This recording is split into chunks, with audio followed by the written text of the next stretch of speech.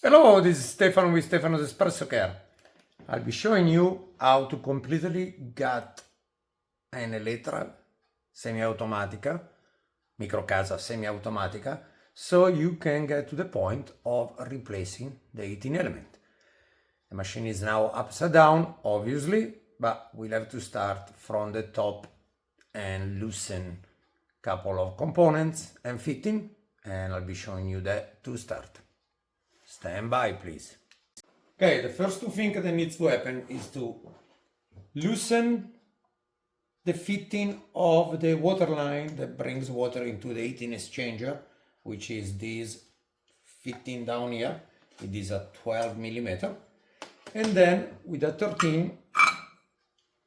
14, you loosen the cap cover that will allow you to access the solenoid valve coil, and you just, for the time being, let it loose like this. At this point in time, with whatever contraption you have or you might have or you might not have, you can turn the machine upside down, and we are back to assessing the guts. Now I just need to make sure that I'm back center into the camera. Yes, I am. All right. At this point in time, you can start to loosen any component that you see, including the coil. You really don't need to remove a lot of wires, so try to keep as many wires attached to component as possible.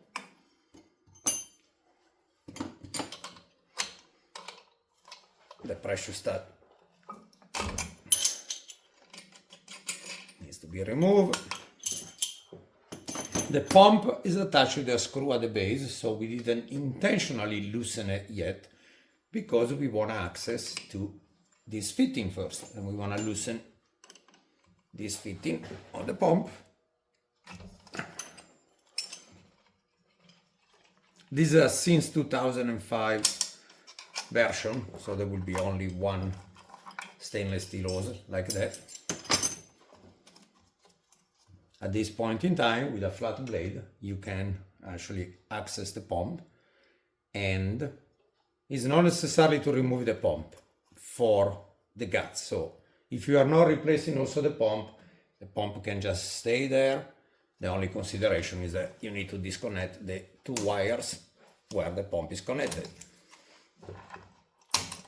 Okay, that's disconnected. Now, the two wires that the heating element are connected and the safety thermostat probe needs to be pulled out. This is the probe.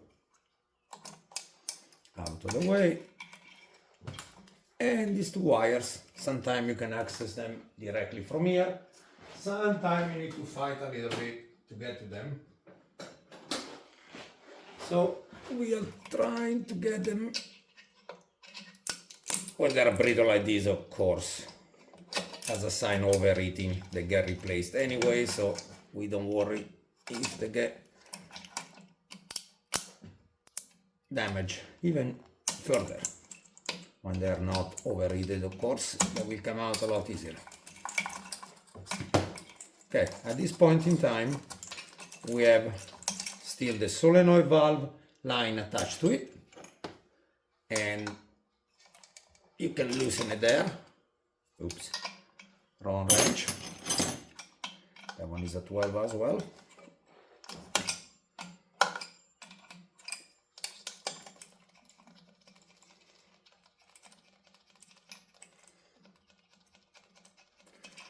Like so.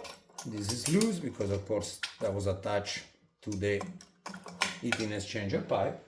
At this point in time, you can loosen the 4 bolt based on the age of your machine. If it was a pre-2005, you will have 3. On this particular one, you have 4 holding it.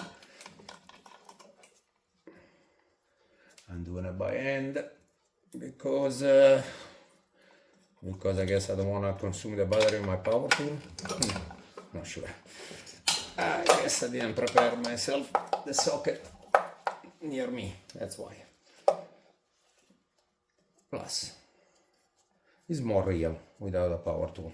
Right.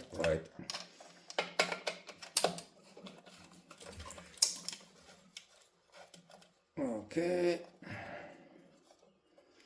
I can put some background music of me singing in Italian, but probably not a good idea. So we just let the tools talk. Right.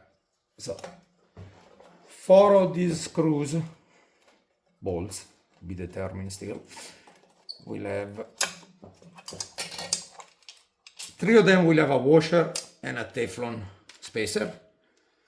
1, because it's the ground connection, will not have the Teflon because obviously it needs to be making a ground contact.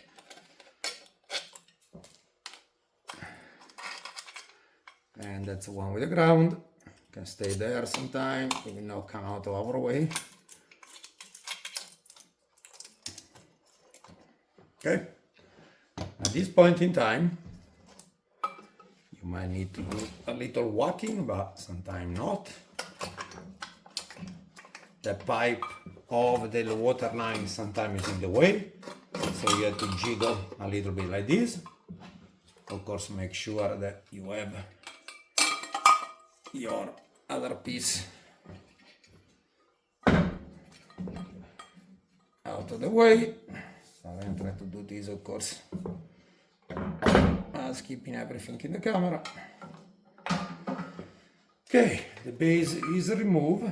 These pieces, of course, are staying attached. It gets put out of the way for now. And now you have access to your boiler. Still want to make sure we are centered with the camera. Yes, we are.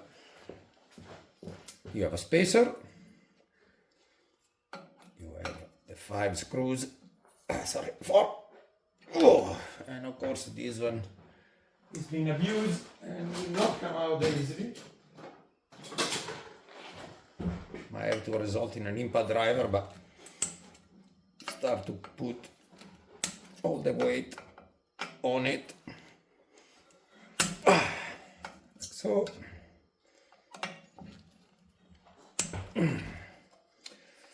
like so, you can of course mark the base was mounted, but you have the 4. Basically, if you are looking at the machine from either from the back or from the front, it will be like the 12 o'clock, 3 o'clock, 6 o'clock, 9 o'clock. Once the screws are removed, and looking at the scale build-up that we have here, you might have to pull that plate a little harder than you think. Nothing else at this point in time is holding the bottom plate, the 18 element plate, into the boiler. But sometimes because of the scale, they are stuck. So you will not be able to get it out thinking that there is something else that holds it. Well, there isn't. So you can do it a little gentle tap without trying to damage anything. And this is it. Now you have access to your 18 element. Of course, you can inspect inside the boiler for scale build-up. This is a machine that was trashed, obviously, that we are using as an example. You can tell scale will leak out for a while. This is your O-ring for the boiler, which no matter what you should replace once you get to this point.